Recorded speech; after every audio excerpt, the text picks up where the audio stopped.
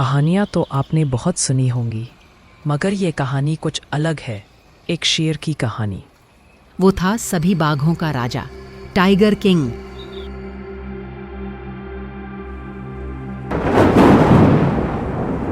रात गहराती जा रही है और बारिश रुकने का नाम नहीं ले रही। आसमान गरजता है जैसे खुद भी घबरा गया हो। बिजली बार बार पेड़ों के बीच से चमकती है। पूरा जंगल पानी में डूबा है। बंदर उछलते कूदते जान बचाने की कोशिश कर रहे हैं। हिरण डर से सरपट भाग रहे हैं। पंछी पत्तों के नीचे छुपे हैं। हर कोना डर और बेचैनी से भर गया है। इसी घबराहट के बीच एक दर्द भरी दहाड़ गूंजती है, जैसे कोई माँ अपने सबसे मुश्किल वक्त से गुजर रही हो।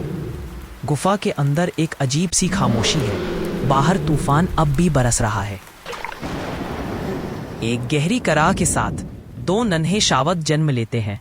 बाघिन उन्हें चाटती है, प्यार करती है। शावक उसकी कमजोर देह पर रेंगते हैं। उस अंधेरे में एक पल को जैसे जीवन की रोशनी चमक उठती है। अभी वह पल ठहरा ही था कि एक गुर्राहट गूंजती है। नर्म भावों के बीच अचानक आतंक का प्रवेश होता है। अंधेरे से निकलता है एक नौजवान काला पैंथर, तेज, फुर्तीला और निर्दयी। जंगल में जिसका नाम ही डर बन चुका है। उसकी पीली आंखें अंधेरे में चमकती है और वह सीधा गुफा के भीतर चमकता है।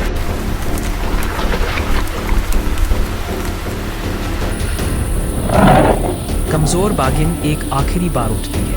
लड़खड़ाते हुए अपने बच्चों के सामने दीवार बन जाती है। उसकी दहाड़ में अब भी माँ की ताकत है। एक जबरदस्त संघर्ष होता है, कभी गुफा के अंदर तो कभी गुफा के बाहर।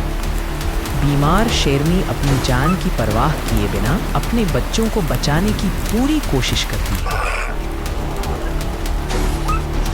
छोटे छोटे शावक उस खतरनाक पैंथर से अपनी बीमार माँ के लिए लगातार लड़ रहे हैं। जैसे जैसे लड़ाई जारी रही, एक नन्हा शावक उस शातिर पैंथर के पंजों में अपनी जान गंवा बैठा।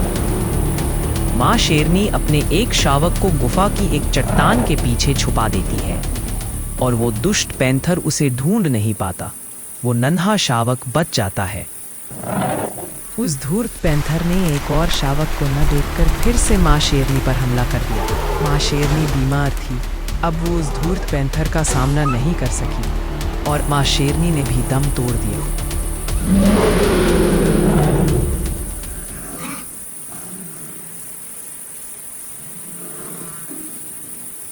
आखिरकार वो पापी पैंथर गुफा से लौट गया।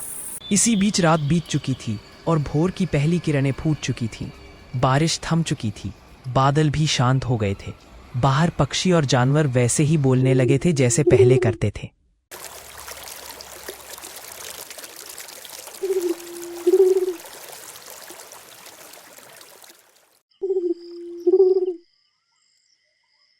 लेकिन गुफा के अंदर एक गहरी खामोशी छाई हुई थी। गुफा के अंदर चट्टानों के पीछे से धीरे धीरे बाहर निकला वो नन्हा शावक। उसकी आंखों में डर था और हैरानी से वह अपनी माँ और भाई की ओर देखने लगा। उसे तो ये तक समझ नहीं आ रहा था कि उसकी माँ और भाई को आखिर हुआ क्या है। वो नन्हा शावक अपनी माँ के पास जाता है, खेलना चाहता है, लेकिन कोई जवाब नहीं मिलता। तभी उसे एहसास होता है उसकी माँ और भाई अब इस दुनिया में नहीं है। फिर वो नन्हा शावक धीरे धीरे चलकर गुफा के द्वार तक गया, पर जोर जोर से रोने लगा। आज की कहानी यहीं समाप्त होती है। अगली बार फिर सुनेंगे उस अकेले नन्हे शावक के साथ क्या हुआ। क्या वो धूर्त पैंथर फिर लौटेगा गुफा में? देखते रहिए।